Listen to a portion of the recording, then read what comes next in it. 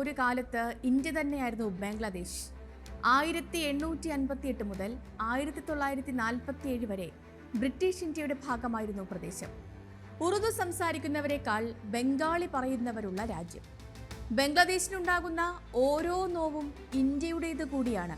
അവിടെ മത തീവ്രവാദം മുതൽ സൈനിക ഭരണം വരെ വന്നാലും അത് ബാധിക്കുന്നത് ഇന്ത്യയെയാണ്. എന്തുകൊണ്ടെന്നാൽ 53 വർഷമായി ബംഗാളിലെ പാതി തുറന്ന അതിർത്തികളിലൂടെ വരികയും പോവുകയും ചെയ്യുന്ന ജനതയാണ് അപ്പുറത്തുള്ളത്.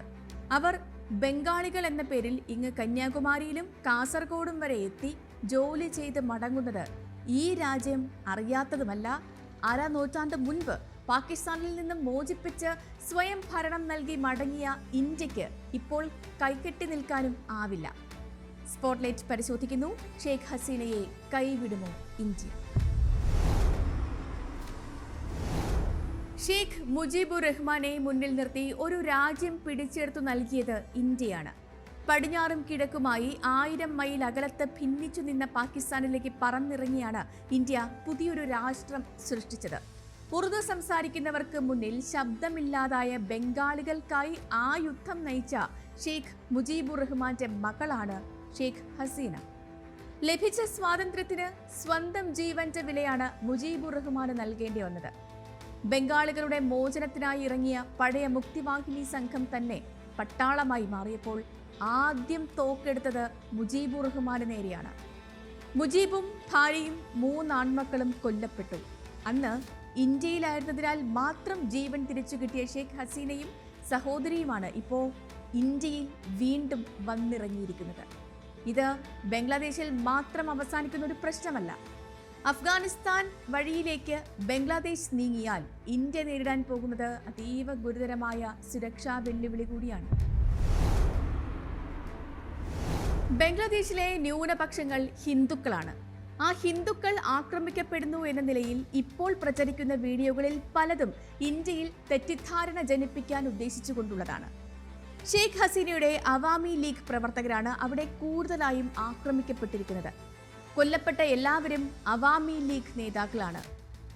ആരാണ് ഷെയ്ഖ് ഹസീനയ്ക്കെതിരെ രാജ്യത്ത് സമരം നടത്തിയത്? അതിന്റെ ഉത്തരം ജമാഅത്തെ ഇസ്ലാമിയുടെ വിദ്യാർത്ഥി വിഭാഗമായ ഇസ്ലാമി ഛത്ര ശിബിർ എന്നാണ്.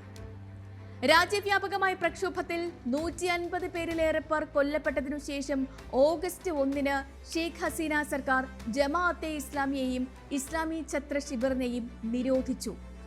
ജമാഅത്തെ ഇസ്ലാമി രാഷ്ട്രീയമായി എവിടെ നിൽക്കുന്നു എന്ന ചോദ്യത്തിന്റെ ഉത്തരം അത് മുൻ പ്രധാനമന്ത്രി ബീഗം ഖാലിദ സിയയുടെ പാർട്ടിയായ ബംഗ്ലാദേശ് നാഷണൽ പാർട്ടിയുടെ മുഖ്യ സഖ്യകക്ഷിയാണ് എന്നാണ്.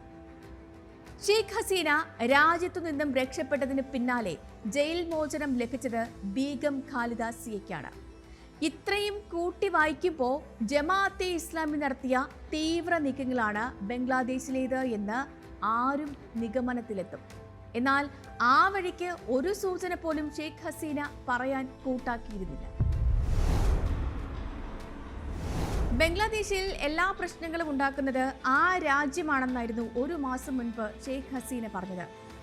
അത് ഏത് രാജ്യമാണ് എന്ന ചോദ്യത്തിന് ബംഗ്ലാദേശിൽ മിലിറ്ററി ബേസ് ഉണ്ടാക്കാൻ ആഗ്രഹിച്ച രാജ്യമെന്നായിരുന്നു ഉത്തരം. ദക്ഷിണ കൊറിയയിൽ എന്നതുപോലെ ബംഗ്ലാദേശിലും മിലിറ്ററി ബേസ് സ്ഥാപിക്കാൻ അമേരിക്ക ആഗ്രഹിച്ചിരുന്നു എന്നത് പരസ്യമായ നയതന്ത്ര നീക്കമാണ്. അഫ്ഗാനിൽ നിന്നും ഇറങ്ങിപ്പോകേണ്ടി വന്നപ്പോൾ നടത്തിയതായിരുന്നു ആ നീക്കം.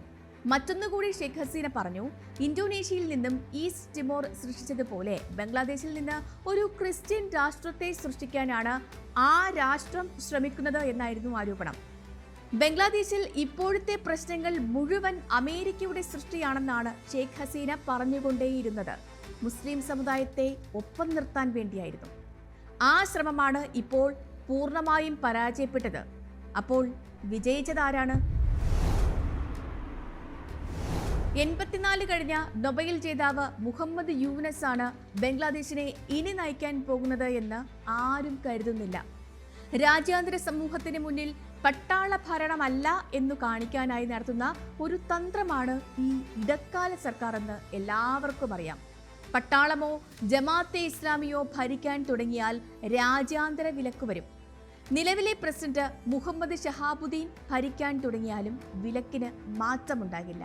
ഈ ഒരു സാഹചര്യത്തിൽ രാജ്യാന്തര വായ്പകൾ ഉൾപ്പെടെ സംഘടിപ്പിക്കാനും ഇപ്പോഴത്തെ സാമ്പത്തിക പ്രതിസന്ധി മറികടക്കാനുമുള്ള മറ മാത്രമാണ് മുഹമ്മദ് യൂനസ് എന്ന് കരുതുന്നവരാണ് നയതന്ത്ര വിദഗ്ധരിൽ ഏറെയും.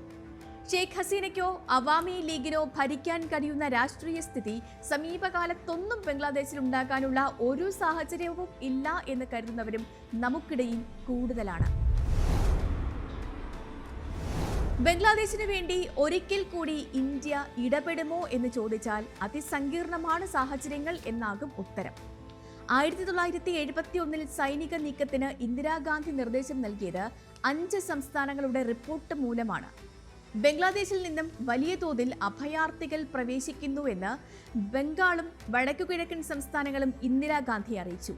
പടിഞ്ഞാറൻ പാകിസ്ഥാനിലെ ജനതയും പട്ടാളവും വേട്ടയാടിയ കിഴക്കൻ ബംഗ്ലാദേശികളാണ് അന്ന് ഇന്ത്യയിലേക്ക് കൂട്ടത്തോടെ വന്നുകൊണ്ടിരുന്നത്. ആ വരവ് തടയാനായിരുന്നു ഇന്ത്യ പാകിസ്ഥാനിൽ കടന്നു കയറിയത്.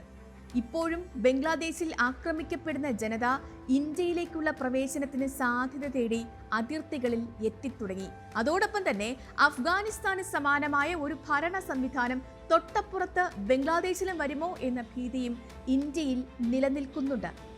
പാകിസ്ഥാനും അഫ്ഗാനിസ്ഥാനും ബംഗ്ലാദേശും ഒരേ വഴിക്ക് നീങ്ങിയാൽ ഇന്ത്യക്ക് ഇടപെടേണ്ടി വരും എന്ന് കരുതുന്നവരാണ് നയതന്ത്ര വിദഗ്ധർ.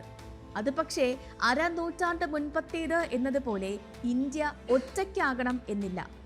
ബംഗ്ലാദേശിലെ നീക്കങ്ങളിൽ അസ്വസ്ഥരാകുന്ന അമേരിക്കയും പാശ്ചാത്യ രാജ്യങ്ങളും ബദൽ നീക്കങ്ങൾ ആലോചിക്കുന്നു എന്നും റിപ്പോർട്ടുകളുണ്ട്. ഇന്നത്തെ സ്പോട്ട്ലൈറ്റ് പൂർണ്ണമാകുന്നു. നാളെ മറ്റൊരു വിഷയവുമായി വീണ്ടും. നമസ്കാരം.